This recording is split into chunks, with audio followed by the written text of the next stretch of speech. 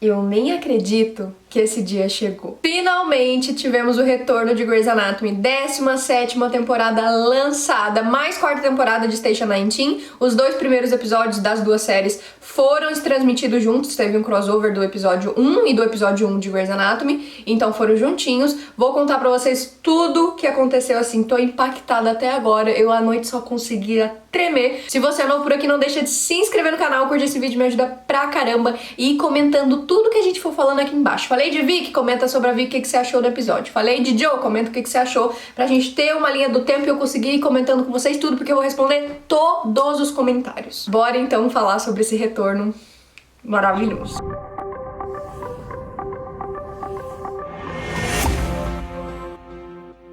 Começamos então falando sobre o mistério, finalmente acabou o mistério do que aconteceu com a mãe da Andy. A mãe da Andy tá viva, ficou esse gancho aí da 3ª temporada e finalmente a gente teve uma resposta.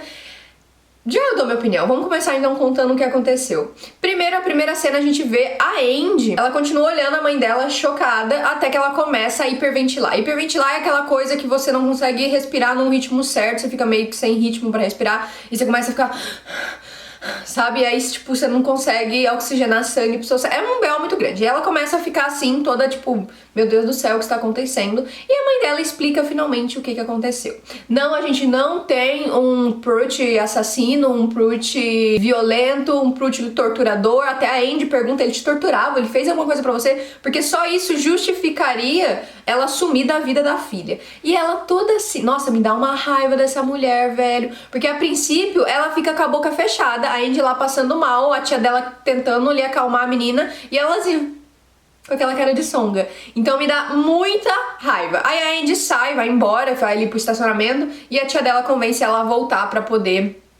finalmente entender a história dela, porque se ela for embora, ela nunca vai saber o que realmente aconteceu. Elas voltam pro quarto e a mãe dela explica que ela nunca quis ser mãe, que ela não estava pronta, e quando ela engravidou, ela achou que ela conseguiria, que ela olharia pra Andy no colo e pensaria, cara, eu te amo e meu Deus do céu, vou conseguir criar, e não, ela não consegue. Ela desenvolve uma espécie de depressão pós-parto. Ela diz que naquela época isso não era tão falado como é hoje em dia, as pessoas julgavam demais, e aí ela acabou em determinado momento aí quando a gente tava grande, tipo, ela esperou 9 anos pra ir embora, né? Mas aí quando a gente tava com 9 anos, ela foi embora e aí ela falou pro Pruitt e o Pruitt falou, não, pelo amor de Deus, fica aqui, nossa filha e tal. E aí ela falou que não conseguia e o Pruitt falou, o que eu vou fazer? O que eu vou falar pra Andrea? E ela diz, fala que eu morri. Ela disse que não achava que de fato ele diria que ela morreu, mas mano... eu achei ótimo porque não queimaram a imagem do Pruitt. Eu fiquei com muito medo disso acontecer e ia me deixar muito brava. Então eles tiveram realmente, dá pra ver que foi todas as falas que falavam dele foram muito respeitosas e com muito cuidado pra não estragar essa memória. Inclusive a própria mãe dela, que eu não lembro o nome, eu só tô falando da mãe dela porque eu não lembro o nome. Elas falam assim, eu quis ir embora, o Pruitt achou que seria melhor, não sei o que. Então eles não queimam a imagem do Pruitt. Cara, maravilhoso, porque era essa a minha maior preocupação. Ela confessa que assim que ela foi embora, ela já se sentiu mais livre, ela se sentiu mais feliz, embora ela sofresse muito por ter deixado a Andy. A Andy fica indignada, fala, mano, como que você se sentiu livre, velho? Você não sentiu saudade de mim? E ela fala que sim, sentiu saudade, mas que ela confessa que realmente se sentia mais livre. Aí nisso rola muitas conversas, a gente tem aquele atentado que aconteceu nos Estados Unidos, eles comentam sobre isso outra vez, já tinha sido comentado antes em Grey's Anatomy, já tinha sido dito lá que a Andy tinha ido buscar o pai dela, que ela tava ligando desesperada e não sei o que. E aqui a gente sabe que lá em Nova York, que era onde a mãe dela tava, o Pruitt encontrou a mãe dela e tentou convencer, isso 3 anos que depois que ela já tinha abandonado a Andy tinha uns 11 anos. Tentou convencer ela a voltar lá com a Andy, a ficar com ela, a voltar a ter aquela família, que ele se responsabilizaria por tudo que ele inventou, né, daquela coisa da morte, e mesmo assim ela disse que ela não iria, e aí a Andy foi buscar o pai dela e tipo, a Andy fica chocada, porque ela tava ali tão perto da mãe dela e não sabia, e foi depois disso que o Pruitt se tornou então frígido pra falar sobre a mãe da Andy, né? Tem até um diálogo super lindo, que eu acho que foi uma das partes que mais me tocou de toda essa história aí da mãe da Andy, que eu achei, tipo, muito chata, parece, não teve porquê, pra mim tá ali só talvez pra complementar a história da Andy, porque achei bem nada a ver, bem jogada ao vento, do nada eles vieram bem no final da temporada com essa história da mãe dela, só porque, será que é porque a gente perdeu o Pruitt? Não sei, tentarão substituir ela. Eu não vou com a cara nem da atriz, nem dessa mãe dela, já fiquei muito pistola com ela. Então não sei exatamente o que eles querem fazer com essa história. Talvez só pra enriquecer a personagem da Andy, né? O que é mais provável. Mas assim, como uma história em si, eu achei chato. Mas sobre o momento que me emocionou foi quando a Andy conta pra ela um dia em que ela menstruou pela primeira vez e o pai dela teve que comprar ali absorventes pra ela, chegou com um monte de absorventes e aí ele tava chorando, ensinando ela ali como usar, né? E chorando, e ela disse que achava que era porque a criancinha dele, a garotinha dele tinha crescido, mas que hoje ela entendia que chorava porque aquela garotinha não tinha mãe, ela tinha uma mãe que tava aí pelo mundo e que não tava fazendo ali o papel de mãe. Sabe? Foi essa cena aí que eu fiquei muito... Foi pesado. Bem no comecinho do episódio a gente já sabe que tem um salto temporal de 3 semanas, inclusive isso fica indo e voltando essas cenas da Andy. E aí a gente vê como os bombeiros, né, como que aconteceu naquele tempo que se passou. A Andy tá lidando com isso, inclusive ela até começa ali uma conversa com a Maya, quando eles estão indo a fazer um atendimento, sobre o pai dela, pergunta quais foram as últimas palavras, e elas começam ali a conversar, o que me fez lembrar muito daquela antiga amizade delas e me faz almejar muito que essa amizade volte fique firme e maravilhosa. Outra amizade que também acontece muito forte ali no episódio é a da Vicky e do Montgomery. A Vicky saiu da casa do Jim depois que o Jim expulsou ela, porque quem lembra que o Jim magicamente agora tá apaixonado pela Vicky?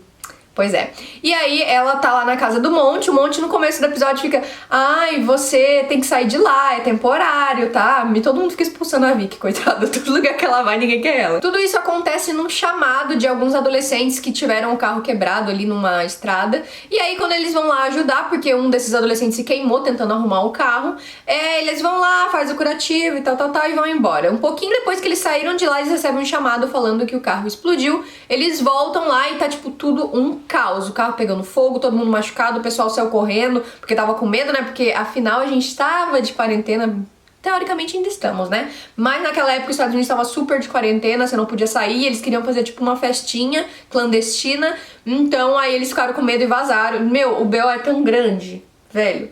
E são essas vítimas dessa explosão desse carro que ficam pro crossover, então, com Grey's Anatomy. Porque o crossover não é nada demais, pra falar a verdade, mas a gente já chega lá. Nesse vai e vem de flashback, a gente tem um momento em que a Andy tá ali sofrendo, né, lá na estação de bombeiros, e aí chega o Warren. A gente já ficou bem claro, assim, nesse episódio que o Warren vai ter um papel muito maior como bombeiro, como alguém ali dentro do corpo de bombeiros da estação. A ambulância dele não apareceu, não sei porque, ou eu não vi, me contem se ela apareceu ou não. Ele tava sendo bombeiro normal, não tava fazendo aquela coisa toda especial que ele faz de atendimento ali no local. O Jackson tampouco apareceu nessa parte, então assim, não sei o que isso significa ou se só foi realmente nesse primeiro episódio. E aí o Warren vai lá falar com a Andy e fala: cara, vamos ali, você precisa dar uma esparecida. E é aquela cena que a gente vê no teaser do pessoal batendo palma. Eles vão lá pro Grace Sloan e começam a bater palma lá na frente do hospital e aparece a Bailey. É aquela uma das primeiras cenas que foram vazadas aí do episódio. Então é aquele momento, é por isso que isso aí acontece, eles se veem ali todos à distância. E nisso a gente começa a ver como o Covid, como a quarentena afetou a vida dos bombeiros. O Montgomery, por exemplo, vai na casa lá dos pais dele levar uns suplementos, né, levar tipo comida, essas coisas, pra eles não terem que sair de casa, porque a gente sabe que o grupo de risco são as pessoas mais velhas. E aí nisso que ele vai levar, eles fazem até uma piadinha lá sobre o papel higiênico, que ele que fala que comprou papel higiênico extra. Quem lembra que papel higiênico foi, por algum motivo, a primeira coisa que começou a acabar nos mercados quando começou toda a pandemia? Pois é, e tem esse trocadilho aí do papel higiênico. Já na vida do Jack, a gente vê que nada aconteceu muito grande, ele continua indo visitar a Inara, que é aquela personagem chata. E aí a gente vê a Inara toda se arrumando o cabelo e não sei o que, porque o Jack tá chegando, e já fica meio explícito de que realmente vai rolar ali um casal chato, e é muito triste, porque, cara, tiraram um Joke, assim, rasgado na nossa cara. Joke, pra quem não sabe, é aí o chip da Jo com o Jack. Então, a gente tava nessa esperança aí de rolar Joke, mas aparentemente não vai rolar não, porque ele vai ficar com essa Inara mesmo, pelo menos foi o que deu a entender. Não rolou beijinho nem nada, eles estavam mantendo toda aquela coisa de distância e tal, mas mesmo assim ficou ali meio subtendido que é isso que vai rolar. Isso porque a gente nem chegou na parte de Grey's Anatomy ainda, porque quando eu contar o que a Jo tá fazendo, velho... E falando da história dos bombeiros, a a gente tem também aí o Sully. Todo mundo queria saber porque que ele tava com aquele uniforme amarelo. A gente já tinha uma ideia, né, de que ele já não tava no corpo de bombeiro. E, de fato, ele tá passando ali por uma espécie de trabalho voluntário. Sabe igual a Mer, quando ela foi catar lixo? É praticamente ali a mesma coisa, pelo menos foi isso que eu entendi. Lembrando que eu assisti o episódio todo em inglês, então pode ser que eu tinha deixado passar alguma coisa. Mas eu entendi bem, ele tá ali, ele foi meio que rebaixado a ensinar pessoas, infratores ali, tipo, como se fosse realmente um trabalho voluntário. Ele vai ficar ajudando ali pessoas a se formarem como bombeiros pra tentar sair, tipo, da vida de crime, essas coisas. Pessoas que tiveram que, tipo, tem que pagar alguma pena, né? Tipo a Mer, sabe? Ao invés de catar lixo, eles foram lá aprender a ser bombeiro, digamos assim. E aí ele tá ali nessa empresa privada, que ele tá com aquela roupinha amarela, e nessa empresa privada ele só passa ódios, velho. Primeiro porque ele tá ali ensinando e ele quer que aquilo seja uma coisa, assim, evolutiva, que, tipo, já que ele tá ensinando, que isso torne as pessoas melhores e tal. E tem um cara ali que tá trabalhando com ele, que é um insuportável, que não para de fazer piadinha, que não para de insultar ele. O cara é insuportável e ele fica toda hora mexendo naquela máscara dele. Ele não tá com aquela máscara de tecido igual a do Sully, ele tá com uma máscara dessa simples, que tipo a que eu uso normal assim na rua, e aí ele fica toda hora assim, o que já me dá medo, porque quem assistiu o episódio seguinte, que é o de Grey's Anatomy, a gente já tá toda se cagando ali, porque qualquer um pode pegar esta merda, e aí esse cara fica tirando assim a máscara. O Sully ali do lado me deixa muito nervosa, o cara acabou de sair de uma cirurgia tem pouco tempo, é de um grupo de risco, vai cagar, já me dá raiva. Outra atualização sobre o Sully é Surreira fica aí o episódio inteiro, a gente, cara, acabou, porque bem no comecinho do episódio a Indy fala, não, tudo bem, foi a gente que decidiu se separar, ela comenta ali com alguém, e aí a gente fica, meu Deus, separaram. Eu lembro que a gente assistiu todo esse episódio ontem, né, conversando lá no grupo, eu criei um grupo especial pra gente falar só com spoilers, e aí lá a gente ficava, tudo que acontecia, todos os intervalos a gente ia lá comentar. E na hora que eles falaram, se separando, eu fiquei, meu Deus, Surreira acabou, ai meu Deus, mas pro final do episódio a gente descobre que não acabou. O Sully, na verdade, entendeu que ela teve que sair, que ele acordou e tomou a morfina, o que foi muito adulto e eu fiquei muito surpresa, não porque eles não sejam maduros, mas eu achei o jeito que eles lidaram com isso uma forma muito madura, até o jeito que a Andy trata o Sullivan quando ela volta lá pro hospital foi incrível. Eu tava esperando ela toda chata, igual ela foi no final da temporada passada, mas não, ela foi super incrível. Inclusive eles têm uma conversa muito legal e o Sully fala pra ela que ele precisa se recuperar porque ele teve que tomar morfina e ele tá com muito medo de não conseguir ter a vida que ele quer ter, de não ser mais um viciado, e que pra isso, pra ele viver uma vida longa com a Andy, ele que precisa de um tempo. E aí nos passos lá de quem tá em reabilitação, eles falam de 90 dias separados pra você pensar, pra você colocar sua vida em ordem. E aí ele diz que precisa de 90 dias, que eles vão se separar por 90 dias. Eles entram nesse acordo, é muito bonitinho, os dois juntos se beijando. Então, tipo, Surreira tá vivo, Surreira não acabou, que acho que é o melhor casal aí de Station 19, seguido de Karaya, né, que é o chip aí de Maia e Maia. Maia não, Maia e Karina. Karina e Maia. Então a gente tem aí esses dois casalzões de Station 19 e o resto do pessoal tá tudo solteiro, né? Acalmou meu coraçãozinho, acalmou o coraçãozinho de todo mundo que é Surreira Lover. E é isso aí, já foi mais pro final do episódio. Voltando então ao atendimento, eles vão lá atender o carro que explodiu e tal. O Sully acaba quebrando ali o protocolo porque ele tá fazendo um atendimento da empresa privada quando ele escuta lá no rádio que tá acontecendo todo esse incêndio e ele resolve ir ajudar. O amigo dele nessa hora tá com ele e ele tá tão puto com o cara, que o cara é chato pra caramba, que ele larga o cara lá no lugar sozinho, pega a ambulância e vaza, vai lá direto pro lugar que tá tendo esse incêndio. O que é bem legal, porque eu já tava querendo dar na cara daquele cara. Aí ele tá lá, ele ajuda a apagar o fogo, ajuda a tirar as crianças lá do lugar, porque as crianças vão pro Grey Sloan, e aí ele se encara ali com a Andy, e nesse momento a gente ainda não sabia que eles estão dando esse tempo, né, a gente achava que eles tinham terminado e tal, o que então fica meio tenso, mas a gente já sabe que eles não terminaram. Eles conseguem controlar o fogo, tirar os adolescentes e levar eles pro Grey Sloan. O Grey Sloan não tá atendendo nenhum caso que não seja de Covid, mesmo que seja de emergência, o que é, tipo, muito desesperador. Mas, mesmo assim, a Vicky insiste, leva esse corpo pra lá, o corpo do cara tá, tipo, destruído, todo pegou fogo, assim, meu, é um negócio horroroso. E aí eles levam ele lá pro Grey Sloan, o Owen acaba admitindo, tipo, recebendo ele no hospital e resolve realmente tratar essa criança, junto com um outro menino que era amigo dele, que foi, tipo, forçado pra essa tal festa, que entrou uma estaca, assim, de madeira na barriga dele. São os dois principais casos que vão aí pro Grey Sloan. E aí, nisso, a gente continua no crossover, né, daí já na parte de Grey's Anatomy. Outras informações que rolaram então no episódio de Station. A gente teve o Jack comentando com o Dean sobre a Vicky e aí aconselhando ele que ele deveria falar o que sente pra ela tava chateada com ele, tipo, expulsou ela de casa. E quando ele finalmente fala assim, não, beleza, acho que já sei o que eu vou fazer, aí a Vicky aparece na porta e fala assim, ah, já tem onde morar, pode deixar que eu vou lá retirar minhas coisas da sua casa. Isso porque o Monte falou pra ela, pediu pra ela que ela fosse morar definitivamente aí com ele. Então agora a Vicky e o Montgomery vão morar juntinhos, maravilhoso, amo. Inclusive uma amizade maravilhosa que agora tá voltando em Station, que me deixa muito feliz, que me lembra aí algumas temporadas passadas de Station, porque na última temporada a gente teve os personagens muito isolados, as histórias aconteciam muito isoladas e aí, tipo, parecia que tava cada um num canto, uma história acontecendo, que não é o que acontece em Grey's Anatomy. A gente já sabe que é uma série derivada de Grey's Anatomy, não é a mesma coisa, mas mesmo assim, parecia que cada núcleo tava num canto, e como eles são uma série, eu acho que tudo precisa meio que se casar, e já nesse primeiro episódio eu senti que tava tudo se casando de novo. Outra coisa legal de se frisar é que o Warren agora se tornou realmente o paizão da estação, todo mundo chama ele de paizão, de pai, já virou a zoeira, porque ele, tipo, fica mandando, repreendendo e falando, tipo, não faça isso, olha, mantenha a distância, não sei o que, e ele já virou o paizão, já virou a piada do grupo. Eu achei muito legal, porque faltava realmente o Warren se entregar de vez ali em Station, sabe? Ele realmente pertencer a Station e não mais a Grey's Anatomy. Por último, pra finalizar a parte de Station desse crossover, a gente teve o enterro do Prute. A Andy já tava por dentro, né? Afinal, a gente já teve esse salto temporal. Então ela já sabia tudo, já tinha tido aquela conversa com a mãe dela. Ela já sabia o que aconteceu com o pai dela e tal.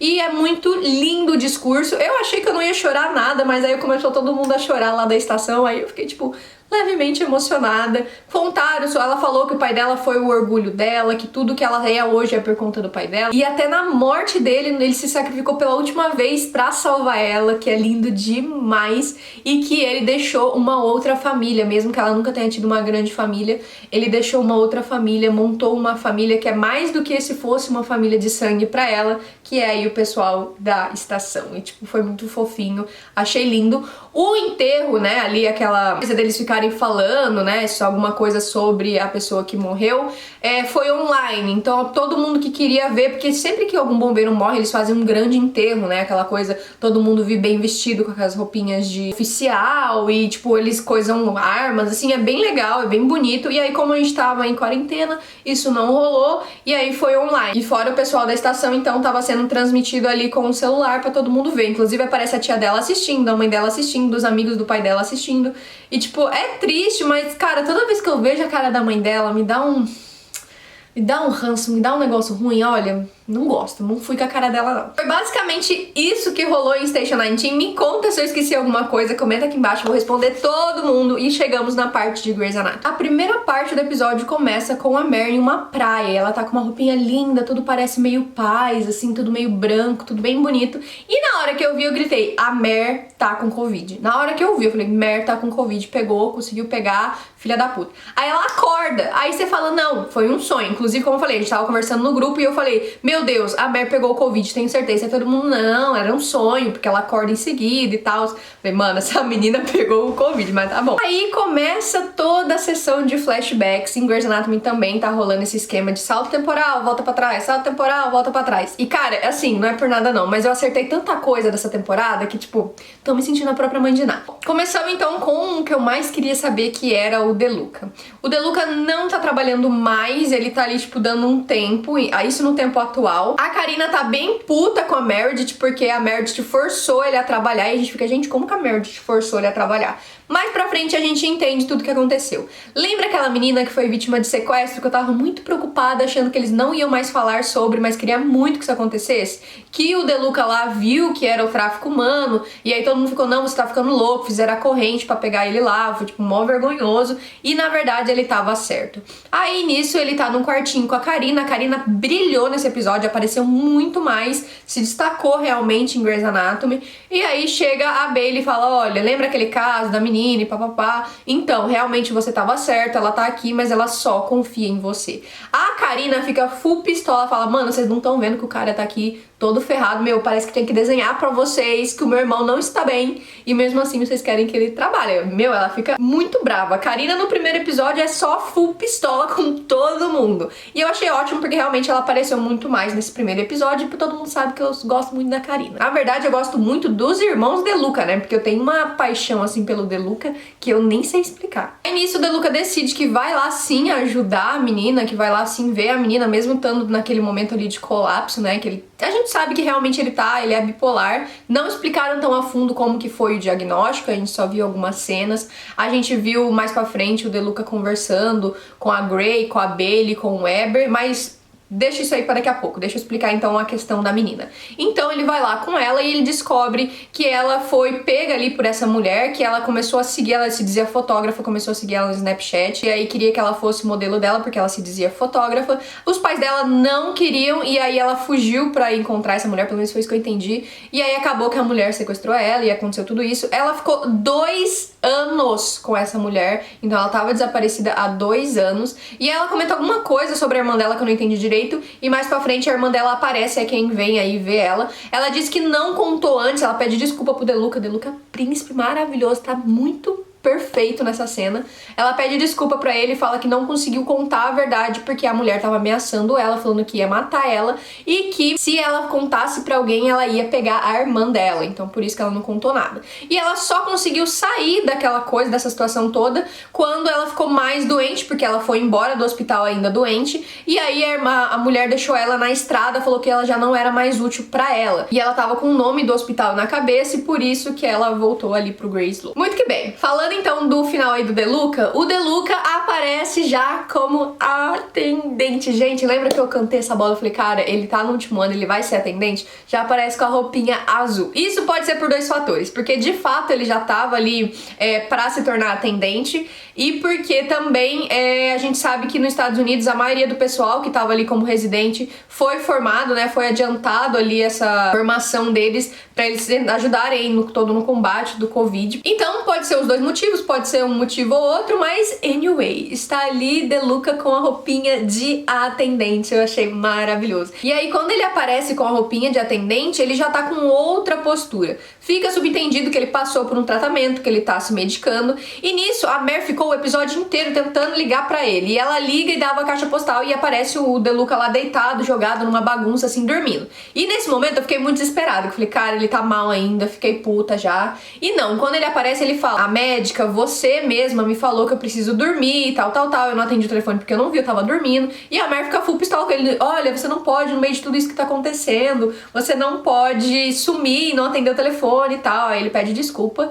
E aí eles têm um momentinho ali fofinho, mas tipo nada mútil, porque a Mer tá muito triste, né? Ela tá notificando os mortos, todo esse primeiro episódio ela tá lidando com a família, né? Ela diz que faz semanas que ela não opera e que ela realmente sente falta de pegar um bisturi na mão e que ela só tá ali contando pras pessoas dia após dia, hora após hora, fulano morreu, fulano morreu, fulano morreu, e as famílias não podem ver os parentes, que é muito triste, então ela realmente tá esgotada, e ela tem ali uma mini briga com o DeLuca. Mas, como eu falei, o DeLuca, depois que ele aparece com a roupinha azul, ele já tá super sensato, ele tá todo arrumadinho, todo bonitinho, aí ele entra assim, tipo, tenta acalmar ela, ai... Tudo pra mim, tudo pra mim. Só pra finalizar então essa história de Merluca, a gente tem lá um momento, um outro flashback em que o DeLuca tava naquele colapso, né, no final da temporada passada, e que ele decide que ele não vai ser mais médico, e aí eles fazem essa reunião que é o Weber, a Bailey, a Mer, a Karina e a psicóloga dele, tentando convencer ele a continuar, que ele só precisa de tratamento e que ele consegue, e ele tem ali tipo, mano, que atuação do Giacomo, meu, que atuação, velho. I failed. No, you're not like I don't care what you think, okay? I don't care about Bailey's OCD. I don't care about saving Richard's life. I would give up every life I have ever saved if I could just not feel like this. I give up knowing you. God.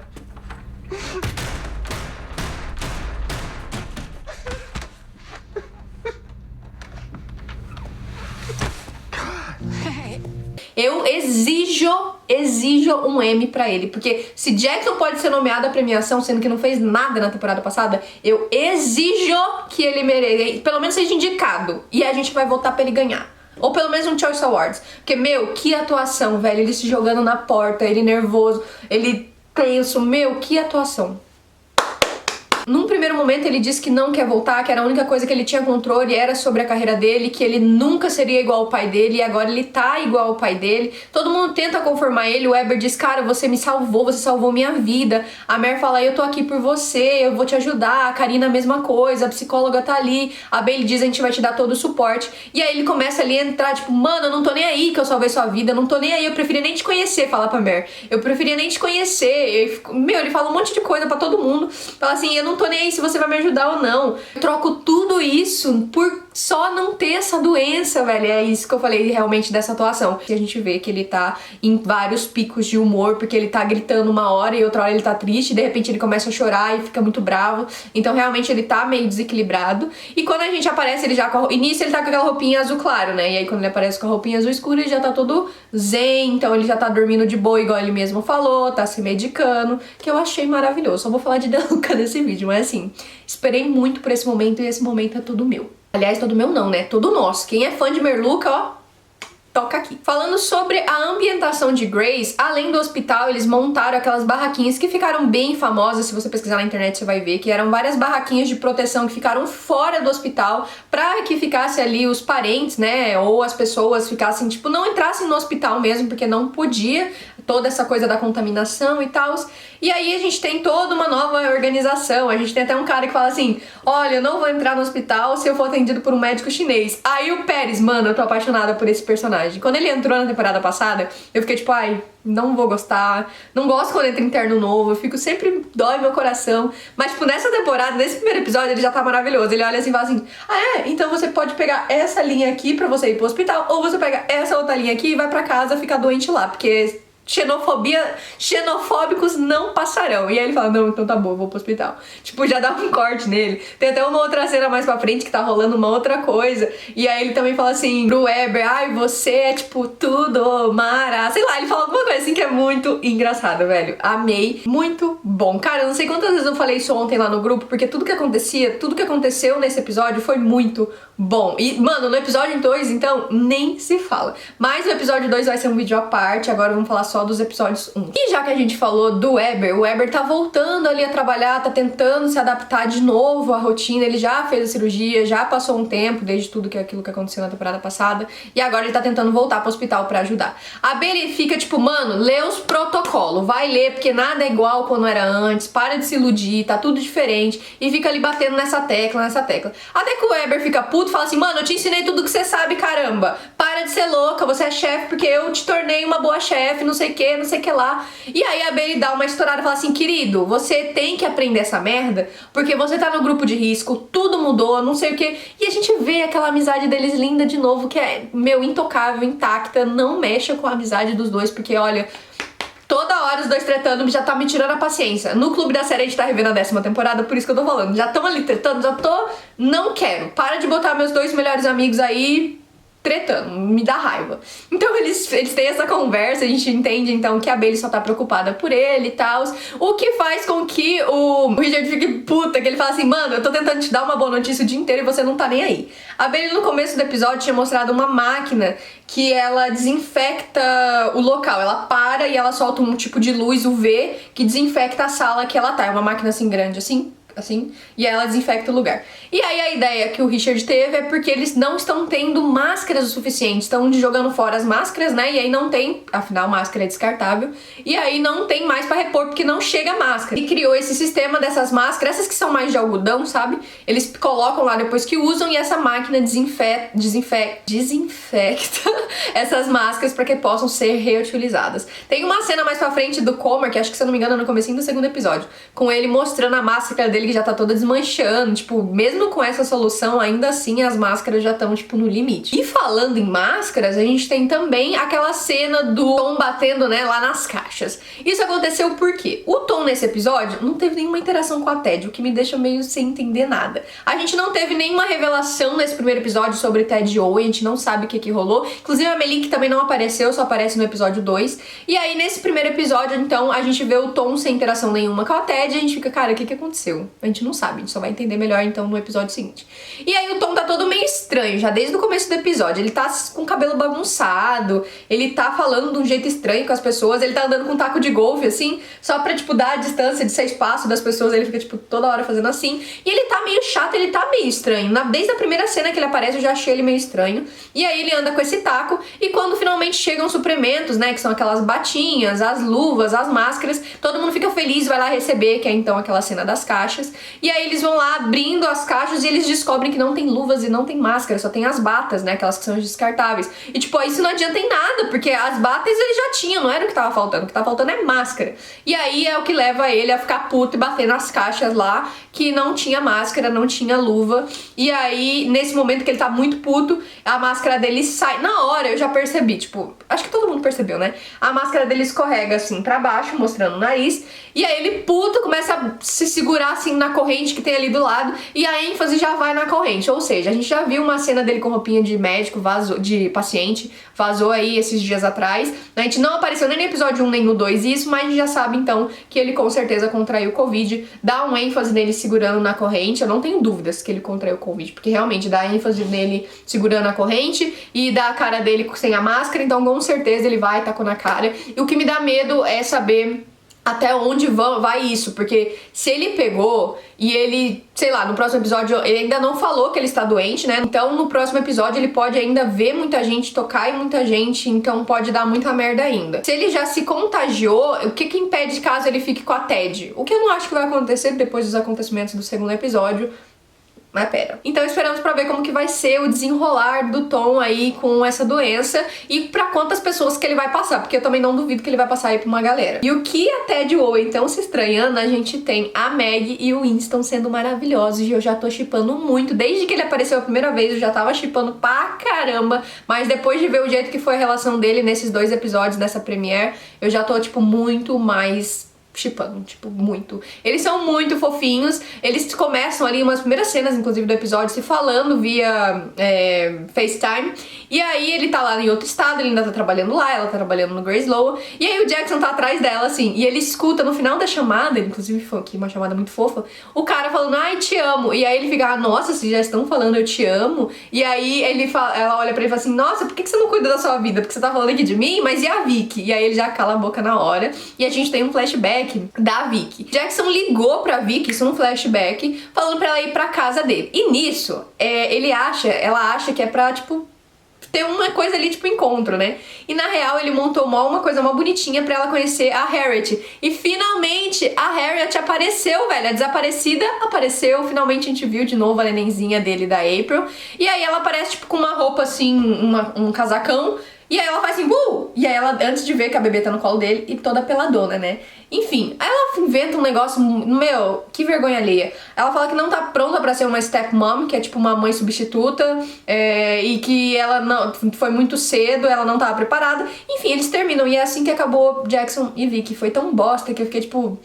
Velho, que bom que foi assim, porque daí já acabou logo, né? Mas se você parar pra pensar, foi uma bosta. A Vicky agiu que nem uma criancinha. Isso explica porque que lá no episódio anterior, lá de Station, ela tava no Tinder. Ah, e ainda falando então de Meg e Winston, sobre aquela questão do eu te amo, ela finalmente pergunta pra ele, mais pro final do episódio, ela liga. Na verdade, isso nem é uma questão tão abordada assim no episódio, foi só uma coisa que o Jackson comenta com ela, mas aí no final do episódio ela liga de novo pra ele, e ela fala, cara, você falou eu te amo aquela hora? Ele falou... Aí ele tenta dar uma desconversada, tipo, é uma coisa que a gente faz e não sei o que e tal, mas na verdade fica ali subentendido que ele só tá falando assim pra não assustar ela, porque ele fala assim, então, eu não diria, né, afinal te assustaria, e na verdade ela gostou, e aí no outro episódio a gente até vê um outro momento fofo deles, então fica subentendido que ele já ama ela, mas só não disse porque realmente não quer assustar ela. Na verdade ele disse, né, mas aí ele deu uma desconversada pra não assustar ela, porque a Meg tem histórico, né, mas, cara... Os dois são muito fofos e eu já tô shippando demais. Eu espero que a Meg fique uma personagem legal nessa temporada,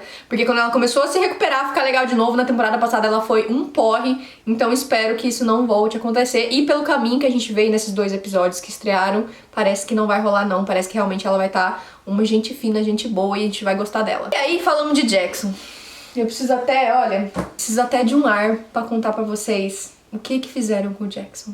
Aliás, o que a Jo fez com o Jackson. O que fizeram com a Jo. Mano, meu Deus. Lembra do paciente que vem de Station? Pois é, o Jackson tá tratando ele porque ele é vítima de queimaduras, o Jackson é ali cirurgião plástico, então ele vai ter que debridar todo o cara. E aí ele tá ali tratando quando chega uma cirurgiã geral, que no caso é aí a Jo. Aí a Jo entra lá pra ajudar, e aí a gente vê um clima muito estranho. E tipo, já na hora, eu acho que eles se tocam, ou um olha no olho do outro, e a gente tem um flashback super rápido. Mano, no flashback, a Jo tem um flashback dela ficando com o Jackson, dele se beijando na casa dele, velho, Mano, como assim? Cara, que ódio que me deu na hora. Eu acho um casal muito improvável. Um casal que eu tenho certeza que eu não vou gostar de jeito nenhum. Tanta teoria que a gente criou pra Jo, velho, pra ela ficar com o Jackson foi...